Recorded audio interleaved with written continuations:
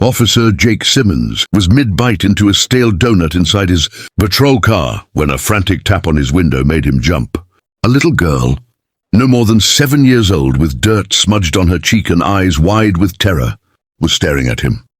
If you believe in kindness, second chances, and the power of small moments to change lives, please like, comment, share, and subscribe to Kindness True Stories. Also, tell us in the comments, where in the world are you watching from? Before he could even roll down the window, her high-pitched, desperate voice cut through the quiet afternoon.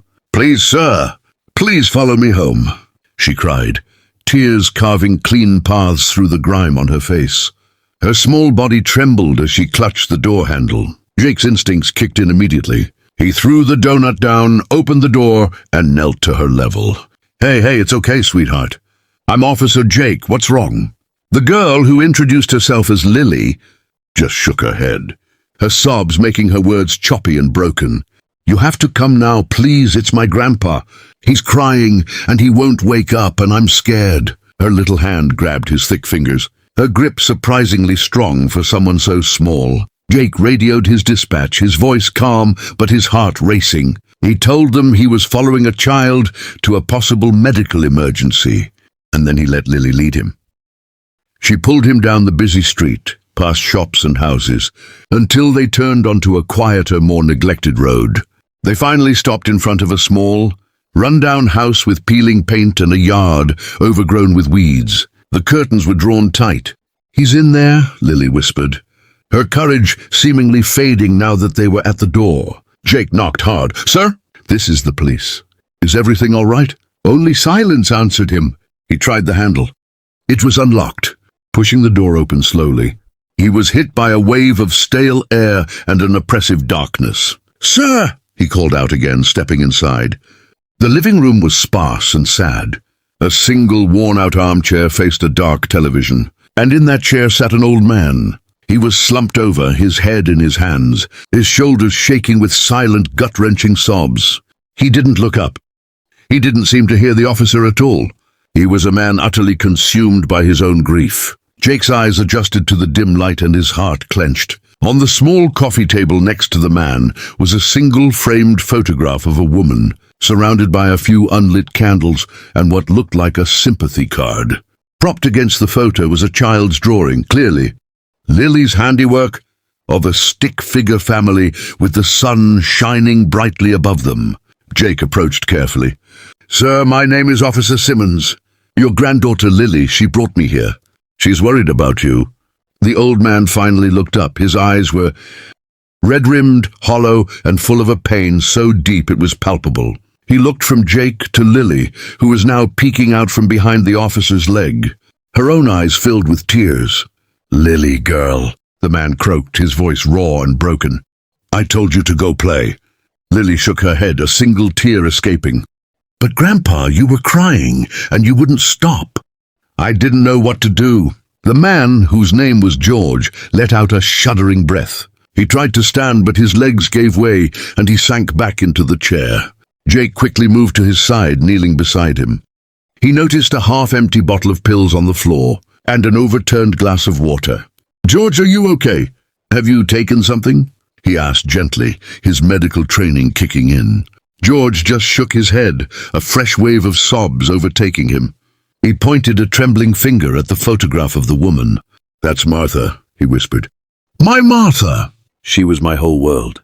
52 years. 52 years we were together." He broke down again, unable to continue. Lily, seeing her grandfather's pain, rushed forward and wrapped her tiny arms around his neck. "Don't cry, Grandpa. I'm here. Mommy said she's an angel now, but I'm still here." The simple, pure love in her words was a knife to Jake's own heart. He realized then what was happening. This wasn't a medical emergency in the way he'd first thought. It was a crisis of the soul. George was drowning in his grief, and little Lily, in her innocent wisdom, had known exactly what he needed: someone bigger, someone stronger, to come and help pull him back to shore. Jake gently took the bottle of pills. They were just heart medication, not an overdose, but the situation was still critical. "George," he said softly, "you've lost your wife, and I am so sorry for your loss." That is a pain I can't even imagine. But look at this little girl. He gently guided George's gaze to Lily, who was still clinging to him. She loves you more than anything in the world. She was so scared for you that she ran into the street and found me. You are her whole world now, George. She needs you. Just then, the front door burst open and 2 more officers rushed in, followed by a woman with a panicked expression, Lily's mother, Sarah. She had been at work and had received a call from dispatch. She ran to her father and daughter, enveloping them both in a hug, her own tears flowing freely. Dad, what happened? Lily, are you okay? Lily, nestled between her mother and grandfather, looked up with the most serious expression a 7-year-old could muster. I got the police to help Grandpa, Mommy. He was sad. The weight of the situation fell on all of them.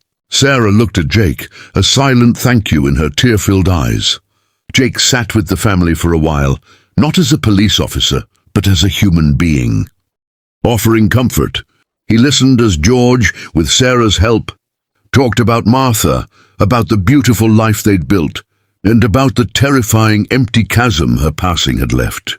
He learned that Sarah was a single mother, working double shifts to support Lily and help her father, and that George was struggling to cope alone during the day. Before he left, Jake didn't just file a report. He made a call. He contacted a local community outreach program he knew, a service that offered grief counseling and support for seniors. He gave the information to Sarah, urging her to use it.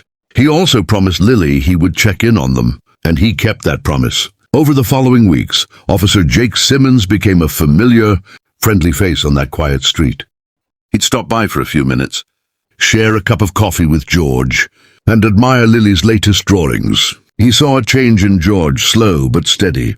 The hollow look in his eyes began to fade, replaced by a glimmer of the life that was still there to be lived. He started tending to the small patch of garden, and Lily would help him, her laughter a sweet medicine for his aching heart.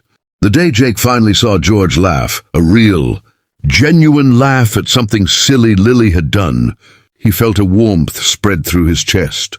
The little girl who had run to his car crying hadn't just led him to a sad old man in a dark house. She had led him to a family in need of a lifeline. She had reminded him that the badge he wore wasn't just for enforcing laws, but for serving the community in its moments of deepest vulnerability. The discovery wasn't a crime, but a cry for help. And the response wasn't an arrest, but an act of pure, human kindness that left everyone involved in tears. It was a powerful reminder that sometimes the bravest person in the room is the smallest one, and that the most important call an officer can answer is the one from a frightened little girl who just wanted to save her grandpa.